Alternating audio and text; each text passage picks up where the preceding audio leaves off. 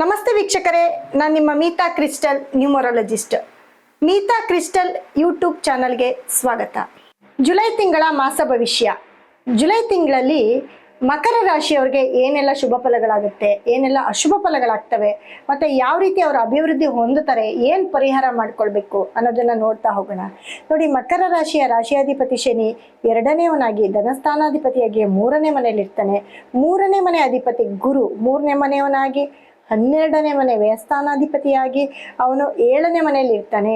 7ನೇ ಮನೆ ಅಂದಾಗ ನೇರ ದೃಷ್ಟಿ, ಗುರು ಇರೋ ಮನೆಯಿಂದ ನೇರ ದೃಷ್ಟಿ ಮಕರ ರಾಶಿ ಮೇಲೆ ಕೊಡ್ತಾ ಹೋಗ್ತಾನೆ.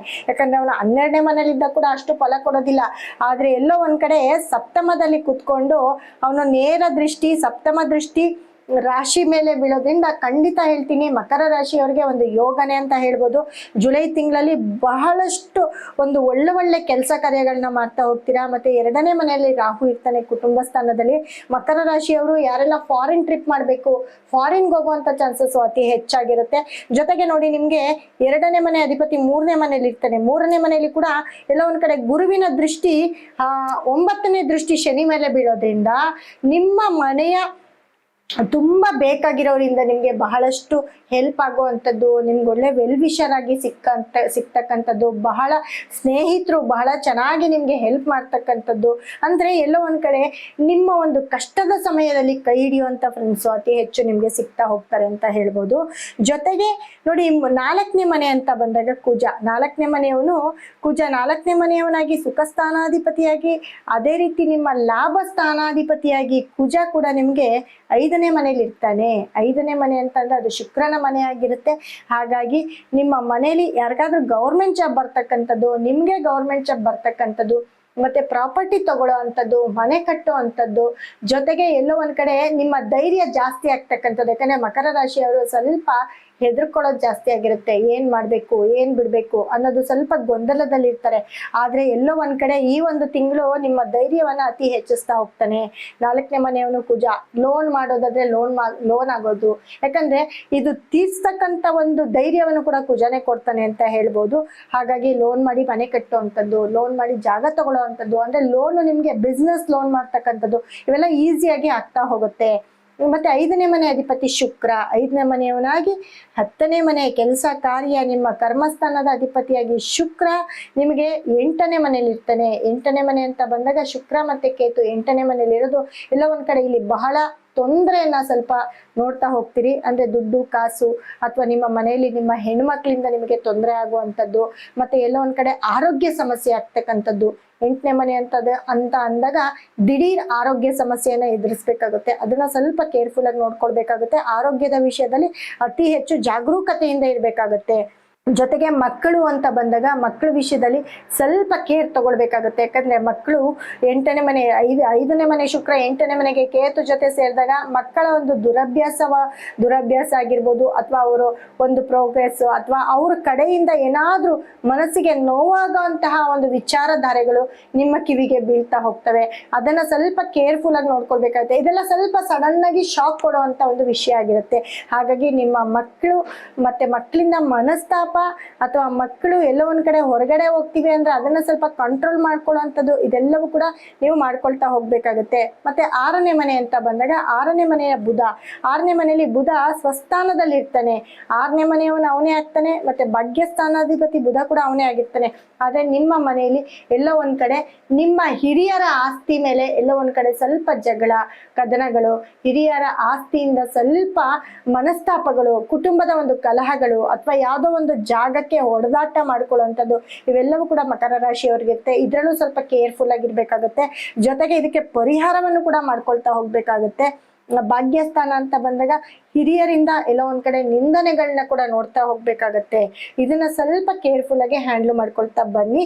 ಜೊತೆಗೆ 7ನೇ ಮನೆ ಸಪ್ತಮದಲ್ಲಿ ಸೂರ್ಯ ಮತ್ತೆ ಗುರು, ಸಪ್ತಮದಲ್ಲಿ ಸಪ್ತಮಾಧಿಪತಿ ಸಪ್ತಮದಲ್ಲಿ ನಿಮಗೆ 8ನೇ ಮನೆ ಅಧಿಪತಿ ಸಪ್ತಮದಲ್ಲಿದ್ದು ಸೂರ್ಯ ನೇರ ದೃಷ್ಟಿ ನಿಮ್ಮ ಒಂದು ಮನೆಯ ಮೇಲೆ, ಸೂರ್ಯ ಮತ್ತೆ ಗುರುವಿನ ದೃಷ್ಟಿ ನಿಮ್ಮ ಮನೆಯ ಮೇಲೆ ಬೀಳೋದ್ರಿಂದ, ನಿಮ್ಮ ರಾಶಿ ಮೇಲೆ ಬೀಳೋದ್ರಿಂದ ಖಂಡಿತ ಹೇಳ್ತೀನಿ ಕೋರ್ಟು ಕೇಸು ಅಂತ ಏನಾದರೂ ಇದ್ರೆ ಅದೆಲ್ಲ ಒಂದು ಕಡೆ ಅದು ರಿವೀಲ್ ಆಗುವಂಥದ್ದು ಆಗ್ತಾ ಹೋಗುತ್ತೆ.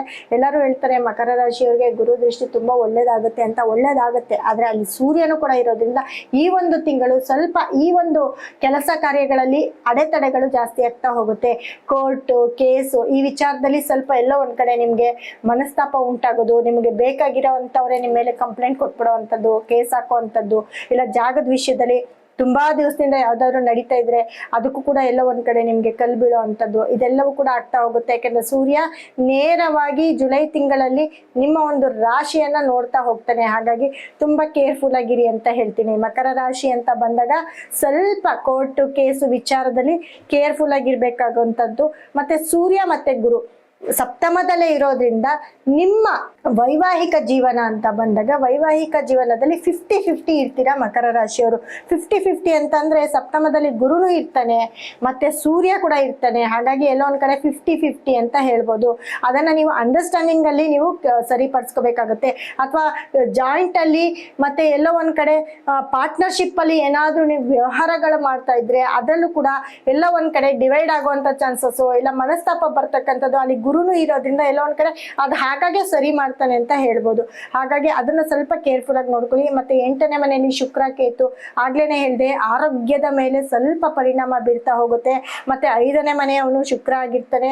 ನಿಮ್ಮ ಮಕ್ಕಳ ವಿಷಯದಲ್ಲಿ ಯಾವ್ದಾದ್ರು ನಿಮ್ಗೆ ಕಿವಿಗೆ ಬೀಳ್ದೇ ಇರ್ತಕ್ಕಂಥ ವಿಷಯಗಳನ್ನ ಬೀಳ್ತಕ್ಕಂಥದ್ದು, ಅಥವಾ ನಿಮ್ಮ ಮಕ್ಕಳು ನಿಮ್ಮ ಮಾತು ಕೇಳ್ದಿರ ಎಲ್ಲೋ ಅವರ ವಿವಾಹ ವಿಷಯವಾಗಿರ್ಬೋದು, ಅವರ ಪ್ರೀತಿ ಪ್ರೇಮ ವಿಷಯ ಆಗಿರ್ಬೋದು, ಅದು ಕೂಡ ನಿಮ್ಮ ಕಿವಿಗೆ ಬೀಳ್ತಕ್ಕಂಥದ್ದು, ಅದಕ್ಕೆ ನೀವು ಹೆಲ್ಪ್ಲೆಸ್ ಆಗ್ತಕ್ಕಂಥದ್ದು, ಅದರಿಂದ ನಿಮಗೂ ಅವ್ರಿಗೂ ಮನಸ್ತಾಪ ಆಗ್ತಕ್ಕಂಥದ್ದು, ಅಥವಾ ಓದೋ ವಿಷಯದಲ್ಲಾಗಿರ್ಬೋದು, ಅವರ ಕೆಲಸದ ವಿಷಯದಲ್ಲಾಗಿರ್ಬೋದು, ಅವರ ಮದುವೆ ವಿಷಯದಲ್ಲಾಗಿರ್ಬೋದು, ಯಾವುದೋ ಒಂದು ವಿಷಯದಲ್ಲಿ ನಿಮಗೂ ನಿಮ್ಮ ಮಕ್ಕಳಿಗೂ ಸ್ವಲ್ಪ ಮನಸ್ತಾಪ ಉಂಟಾಗುತ್ತೆ ಅಂತ ಹೇಳ್ಬೋದು.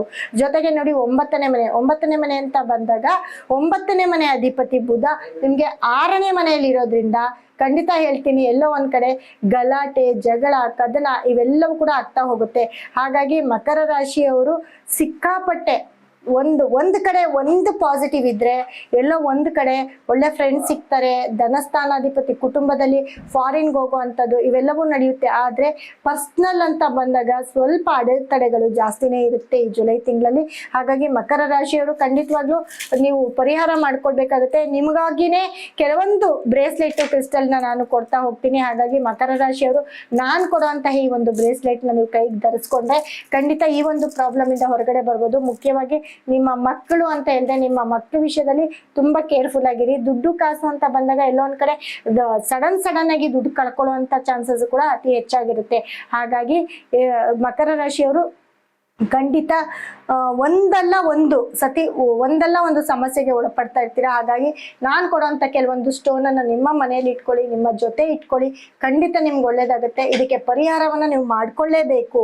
ಯಾಕಂದ್ರೆ ಗುರು ಒಳ್ಳೆ ಜಾಗದಲ್ಲಿ ಇದ್ದಾನೆ, ಅದೇ ಗ್ರಹಗಳು ಕೆಟ್ಟಿರೋದ್ರಿಂದ ಖಂಡಿತ ಇದಕ್ಕೆ ಪರಿಹಾರ ಮಾಡ್ಕೊಂಡ್ರೆ ಜುಲೈ ತಿಂಗಳಲ್ಲಿ ಎಲ್ಲೋ ಒಂದ್ ಕಡೆ ಏನೋ ಒಂದು ಅಪಾಯವನ್ನ ನೀವು ಕಳ್ಕೊಳ್ಳೋ ಅಂತದನ್ನ ಮರಳಿ ಪಡ್ಕೊಳ್ಳೋ ಅಂತ ಚಾನ್ಸಸ್ ನಿಮ್ದಾಗಿರುತ್ತೆ.